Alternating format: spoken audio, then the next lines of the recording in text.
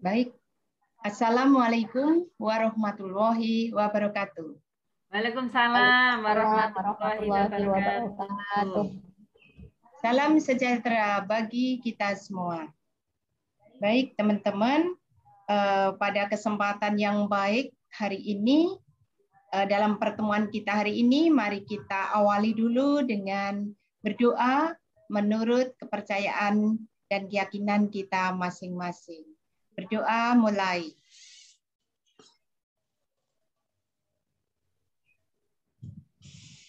Selesai? Baik, terima kasih. Teman-teman, dalam pelaksanaan program sekolah penggerak, kita diawali dengan mengikuti pelatihan-pelatihan. Di antaranya pelatihan-pelatihan yang sudah kita terima, di antaranya kemerdekaan belajar, profil pelajar Pancasila, dan lain-lain. Dan pada akhirnya, di penghujung materi kita ini nanti, saya akan menyampaikan materi pendampingan, evaluasi, dan pengembangan profesional di satuan pendidikan. Sebelum ke materi, gimana teman-teman? Kita sudah siap dalam kondisi sehat semua ya? Alhamdulillah. Alhamdulillah. Kita juga ikut senang. Kita harus tetap semangat untuk melaksanakan pendidikan program sekolah penggerak ini di sekolah binaan kita masing-masing nanti. Jadi ini kita harapannya selalu semangat, selalu sehat untuk melaksanakan kegiatan ini semua. Hingga nanti harapan dari pemerintah, harapan dari kita semua bisa terwujud, yaitu melaksanakan program sekolah penggerak ini dapat berjalan lancar, sukses, dan berhasil dengan hasil yang memuaskan. Baik teman-teman, mari segera kita mulai untuk materi pada hari ini. Saya ulangi, yaitu pendampingan, evaluasi, dan pengembangan profesional di satuan pendidikan. Sudah tentu bahwa kegiatan dalam sekolah penggerak ini pasti perlu pendampingan-pendampingan. Jadi nanti di sekolah binaan kita yang melaksanakan program sekolah penggerak, ini baik kepala sekolah maupun pengawasnya, ini semua melaksanakan pendampingan kepada guru-gurunya agar program sekolah penggerak ini dapat terlaksana sesuai dengan harapan kita. Baik, yang perlu kita bahas pada hari ini yaitu satu, apa tujuan pendampingan, evaluasi, dan pengembangan profesional. Yang kedua, bagaimana siklus pembinaan dan evaluasinya. Kemudian yang ketiga, apa saja pertimbangan yang perlu dilakukan pada saat merencanakan pendampingan, evaluasi, dan pengembangan profesional. Untuk selanjutnya, pendampingan, evaluasi, dan pengembangan profesional di satuan pendidikan dilakukan secara internal oleh satuan pendidikan untuk memastikan pembelajaran dapat berjalan sesuai dengan rencana untuk mencapai tujuan yang sudah ditetapkan. Proses ini dikelola oleh para pemimpin di satuan pendidikan tersebut dan atau bisa dilakukan oleh guru yang sudah dianggap mampu untuk melakukan peran ini. Kemudian, evaluasi pendampingan dan pengembangan profesional ini dilakukan secara bertahap dan mandiri agar terjadi peningkatan kualitas secara berkelanjutan di satuan pendidikan tersebut, sesuai dengan kemampuan satuan pendidikan. Selanjutnya, pendampingan dan pengembangan profesional ditekankan pada prinsip reflektif dan pengembangan diri bagi guru, serta menggunakan alat penilaian yang jelas dan terukur. Sedangkan proses pendampingan ini dirancang sesuai kebutuhan dan dilakukan oleh pemimpin satuan pendidikan tersebut berdasarkan hasil pengamatan atau evaluasi. Nah, jadi teman-teman, untuk pendampingan ini jelas nanti yang melakukan adalah pemimpin dari satuan pendidikan tersebut, yaitu di sini adalah kepala sekolah. Jadi nanti kepala sekolah ini bersama-sama dengan pengawasnya ini melakukan pendampingan di sekolahnya. Berikutnya ada beberapa contoh pendampingan dan pengembangan profesional ini dapat dilakukan melalui coaching. Ya. Yang dimaksud di sini adalah proses pendampingan untuk mencapai tujuan dengan menggali pemikiran-pemikiran seseorang terhadap suatu masalah. Jadi ini dilaksanakan ada pembimbingan ya dalam pendampingan ini ya dari coachingnya ya dari coachnya ya. Jadi ini ada pembimbingan. Jadi nanti akhirnya ada permasalahan apa ini nanti di sana akan masalahnya nanti akan ditemukan solusinya begitu. Kemudian ini contoh yang berikutnya bisa melalui mentoring ya, bisa melalui mentoring. Yang dimaksud mentoring di sini adalah proses pendampingan dengan berbagi pengalaman atau pengetahuan untuk mengatasi suatu kendala. Jadi ini bisa melalui coach ya, bisa melalui mentoring atau mentor ya. Kemudian contoh yang berikutnya bisa melalui pelatihan. Jadi pendampingan ini bisa melalui pelatihan, yaitu proses pendampingan dengan menguatkan pengetahuan dengan keterampilan yang terkait dengan kinerja, dengan narasumber internal atau eksternal. Jadi menyesuaikan dengan kemampuan satuan pendidikan. Nah, dalam pelatihan ini pada prinsipnya bisa menggunakan narasumber internal itu dari dalam sendiri ya, bisa eksternal atau ngambil dari luar, maksudnya seperti itu ya. Kemudian berikutnya adalah prinsip-prinsip pendampingan dan pengembangan profesional. Di sini ada 4 prinsip, yaitu 1, pendampingan dan pengembangan profesional sebagai aktivitas yang dilakukan berdasarkan hasil kegiatan evaluasi. Yang kedua, menetapkan ruang lingkup pendampingan dan pengembangan profesional. Menentukan area yang perlu diperbaiki, apakah dari perencanaan program atau pelaksanaan programnya. Kemudian yang ketiga, pendampingan dan pengembangan profesional ini bisa dilakukan secara terencana dan strategis untuk mencapai suatu tujuan dalam jangka waktu tertentu dan orang yang tepat untuk melakukan aktivitas pembinaan tersebut. Yang keempat, pendampingan dan pengembangan profesional adalah sebuah proses kolaboratif dalam satuan pendidikan antara orang yang melakukan pendamping dan guru demi tercapainya tujuan bersama. Kemudian, evaluasi pembelajaran. Evaluasi pembelajaran ini secara menyeluruh bertujuan untuk mengukur keberhasilan guru dalam memfasilitasi pembelajaran. Dalam evaluasi ini, satuan pendidikan mengumpulkan data keberhasilan implementasi pembelajaran dan refleksi secara individual maupun bersama-sama seluruh warga sekolah.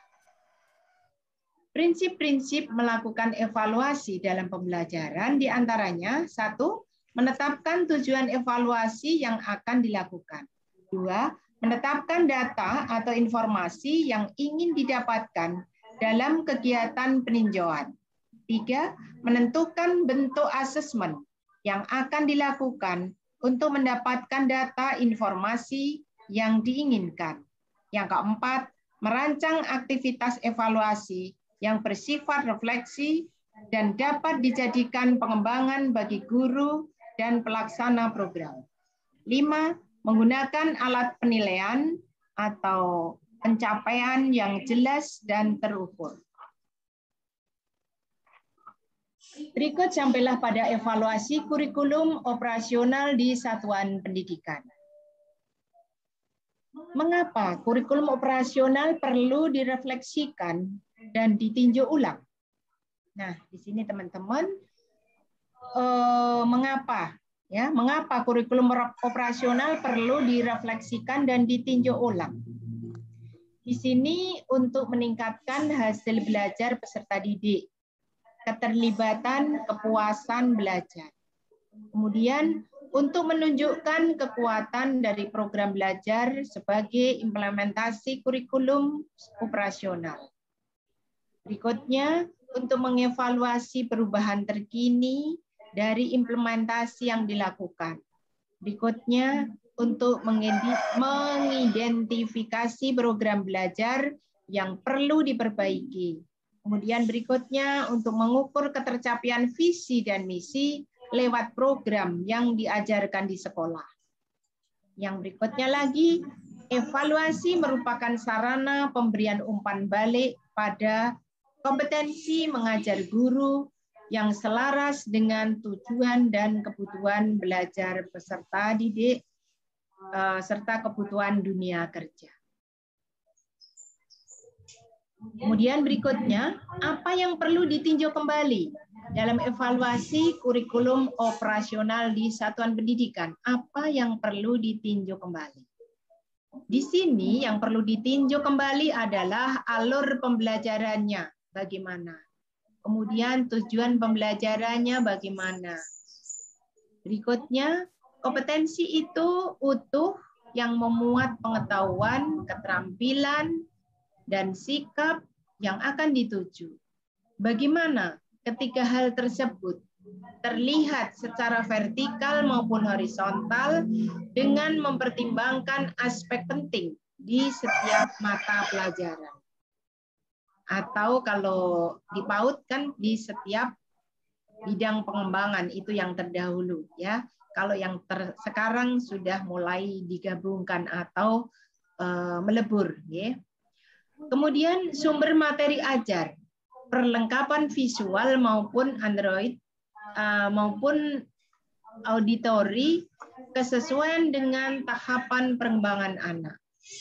Berikut persepsi peserta didik dalam menjalani proses belajar, persepsi orang tua dalam melihat perkembangan peserta didik atau perkembangan anaknya. Kemudian ini untuk SMK ya, tidak perlu. Kemudian pengelola kinerja guru dan tenaga kependidikan agar mereka dapat bekerja dengan efektif. Kemudian proses dan program yang dianggap paling berhasil serta indikator keberhasilannya. Kemudian proses dan program apa yang masih perlu dikembangkan serta bagian-bagian yang paling penting untuk dikembangkan. Berikut bagaimana cara melakukannya. Nah, ini bagaimana cara melakukannya evaluasi kurikulum ini. Di sini melalui kolaboratif ya. Kolaboratif ini dapat melibatkan seluruh stakeholder sekolah ya, seluruh stakeholder sekolah. Jadi ini kita libatkan semuanya. Kemudian melalui reflektif, melihat kembali pencapaian dan kekurangan dari berbagai aspek, jujur dan berdasarkan bukti. Ya. Kemudian berdasarkan data ini, membuat kesimpulan berdasarkan fakta yang ditelaah secara seksama. Berpusat pada peserta didik, mengedepankan kepentingan peserta didik dalam mengambil kesimpulan maupun keputusan. Kemudian fokus pada perbaikan dan pengembangan. Yang berikutnya, siapa saja yang terlibat dalam evaluasi kurikulum operasional di satuan pendidikan? Siapa saja teman-teman? Ini mungkin ada yang bisa menyebutkan. Bu Nur, siapa saja yang terlibat, Bu Nur, dalam evaluasi kurikulum ini? Ya, ada guru, ada kepala sekolah yang terlibat. Ya. Ada yang orang lainnya? tua, Ya. ada dunia kerja, ada pakar. Oke, bagus. Ada yang mau melengkapi? Mungkin ada siapa lagi, Bu Ayya? Ya, semua misalkan yang berkepentingan selain tadi yang disebutkan Bunda Nur juga, misalkan dari yayasan bisa jadi itu sebagai yang berpartisipasi meningkatkan misi daripada pembelajaran atau satuan pendidikan, begitu Bu. Ya, jadi ini tadi sudah betul ya. Cuma yang memang yang harus dilengkapi adalah peserta didik ya. Jadi peserta didik ikut terlibat dalam evaluasi kurikulum ini. Jadi saya ulang, jadi bisa guru, kepala sekolah, peserta didik, orang tua, dunia kerja, pakar, dan masih ada yang lainnya ya. Jadi utamanya itu ya. Berikut teman-teman, kita melakukan pendampingan, evaluasi dan pengembangan profesional dalam pembelajaran ya. Di sini melalui refleksi dan pemberian umpan balik dilakukan secara terus-menerus dalam keseharian belajar mengajar ya. Jadi refleksi dan pemberian umpan balik ini dilakukan secara terus-menerus di dalam keseharian pada saat kegiatan pembelajaran berlangsung. Penting bagi guru untuk dapat melakukan refleksi mandiri terhadap kriteria kesuksesan yang telah ditetapkan, di antaranya tujuan belajar, capaian pembelajaran, dan profil pelajar Pancasila. Sebagai contoh, pertanyaan-pertanyaan di dalam kegiatan evaluasi satuan pendidikan, contoh di sini misalnya, data apa yang dibutuhkan dalam proses evaluasi. Kemudian bagaimana program pembelajaran dijalankan. Kemudian faktor apa saja yang mempengaruhi keberhasilan program pembelajaran. Kemudian faktor apa saja yang menjadi tantangan pelaksanaan program pembelajaran tersebut. Kemudian apa saja hal-hal yang dibutuhkan untuk mengingatkan keberhasilan pembelajaran. Bagaimana pemimpin satuan pendidikan dapat mendukung pengembangan profesional guru. Apa saja yang sudah dilakukan dengan baik dalam pelaksanaan pembelajaran tersebut. Kemudian faktor apa saja yang mempengaruhinya. Dan apa yang perlu diperbaiki ke depannya. Nah, seperti yang tertera pada bagian di samping ini ya. Di sini ada perencanaan, pemetakan kurikulum, dan perencanaan pembelajaran.